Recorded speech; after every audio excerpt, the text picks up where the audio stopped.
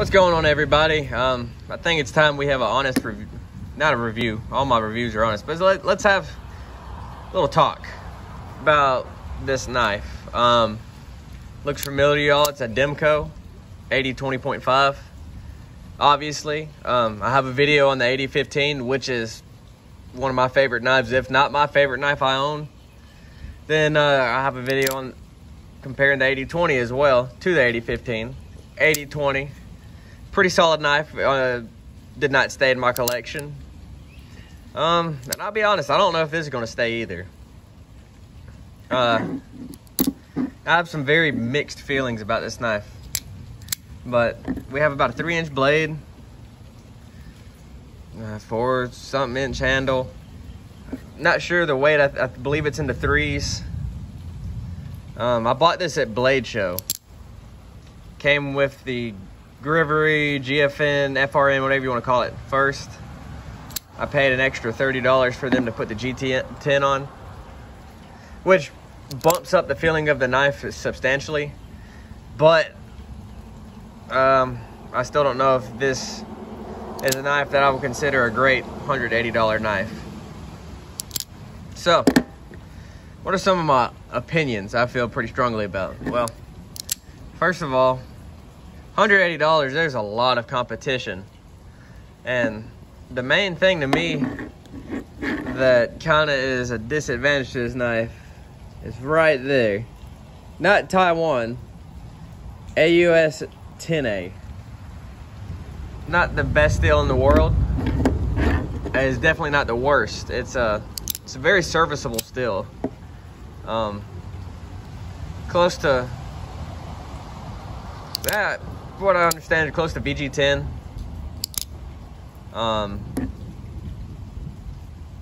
VG10 154 cm, I think it's slightly under. N690 maybe, in that realm. Maybe 14C28N would be a good comparison. But anyways, $180, $150, $135, get it used. $150 just for the FRN version. There's a lot of competition. Kershaw Highball XL, plethora of Tucson knives. There's even some American-made knives like the Case Marilla flipper. That for 135 bucks, you're getting, you know, aluminum and G10. It's a flipper with S35VN, and it's made in the US. If this, you're getting FRN, or in this case G10, for 180. It's just, I don't know. The knife, as a knife, functions great. Obviously, it slices decently. It's very fidget friendly. I mean,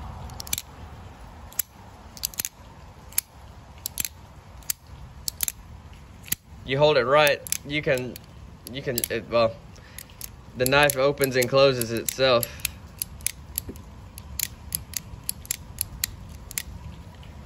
But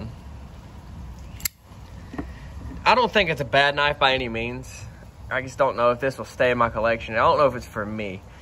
If you haven't had an AD20 yet, this would definitely scratch the itch that you have to want to get it. But once you've had an actual AD20, I thought this would scratch the itch of me wanting another, but all this did was made me realize that I don't want another. I love the Shark Lock itself, but there's something about the knife that I don't particularly think it's for me. The McNeese is what I've been wanting to carry the most since I bought it. While I got it here, here's a little side-by-side comparison. Don't mind the blade, it's a little dirty. Got some smudge on it. Can't remember what I cut last night. That was red. I believe it's strawberry or something like that. Anyways, I digress.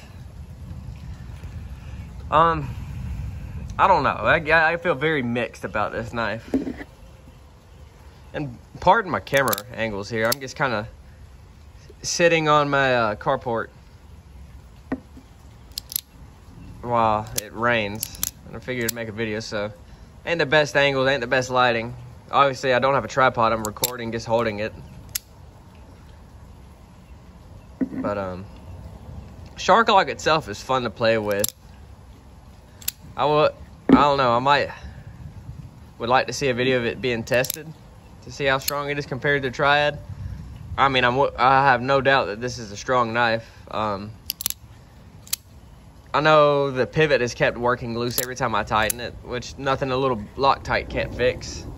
The pocket clip ain't bad, it works. I don't care that it's made in Taiwan, but for 135 bucks, the base model, well, not for 135, 150. For $150, and the base model comes with Grivery or GFN, FRN. I'll keep on calling it Grivery. Comes with Grivery and AS10 still, AUS10 still. There's just a lot more in that price range that just screams yes to me. Like I said, I wanted to check this out, and I figured Blade Show is the perfect time to buy one. As I paid $180 for the knife, that I figured $30 for scales is not bad. Because any of the others made by Original Goat, which is the main producer of AD20 scales right now, going to cost me a minimum 60 bucks. So, there was other colors. I guess opted for the orange over carbon fiber too as well. I said it's not a bad knife. I guess I picked up other stuff that I like more. And, I mean, it's a good-looking knife. It is. The shark's foot blade is just not for me either. I'm not big on worn clips, but I feel like the blade is just too chode-like for me on the shark's foot. I love the sound that this makes. It's a very clicky.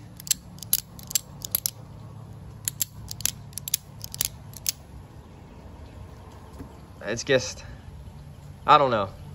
I'm 50-50 on this knife. I like it. I want to like it. I really want to like it. I want to love it. Because Andrew Demko is my favorite maker. And anything I say about this knife in particular is not a knock on Andrew Demko at all. One of the nicest makers I've ever talked to. Just very humble, very, very good guy. Oh, another complaint is I do have up and down play on this knife.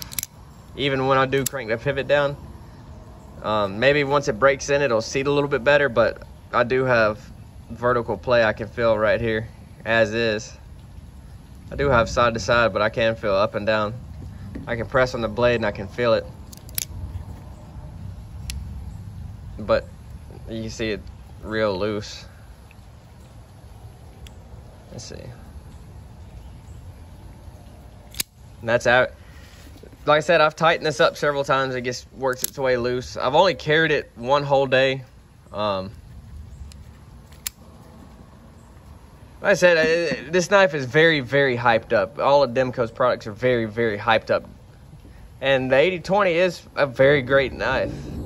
The AD15 is a very great knife. I want to get an AD10.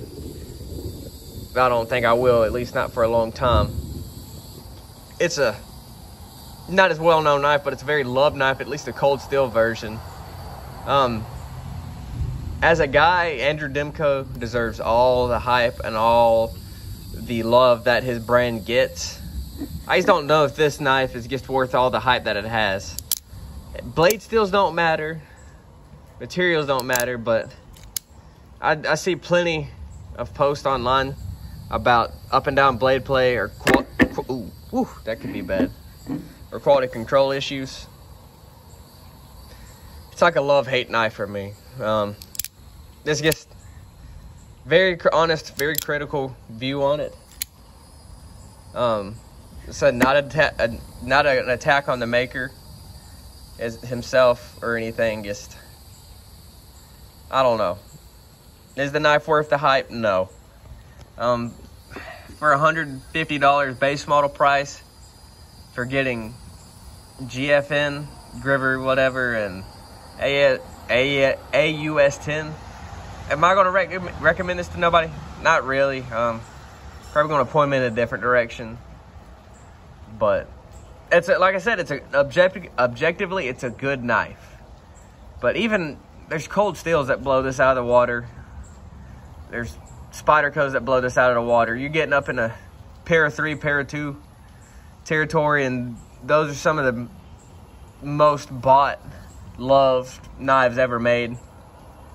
So there's just lots of competition at the price range, and I don't think this hits above anything other than the novelty of the shark lock and the fidget factor and the hype. That's what drives the high prices. To me, these things would be priced a lot more reasonably if this had G10 and AUS 10. I'd maybe pay, I think $120 would be fair, just because the shark lock. Grivery versions, I feel like, should be under sub 100. But at the same time, I know he has a bottom line he has to fulfill, and he's a small production company, can't afford the big numbers. So I know he can't price it like Cold Steel can, but I feel like maybe in the future, if this went down, it would be better. But yep, that's about all. Thanks.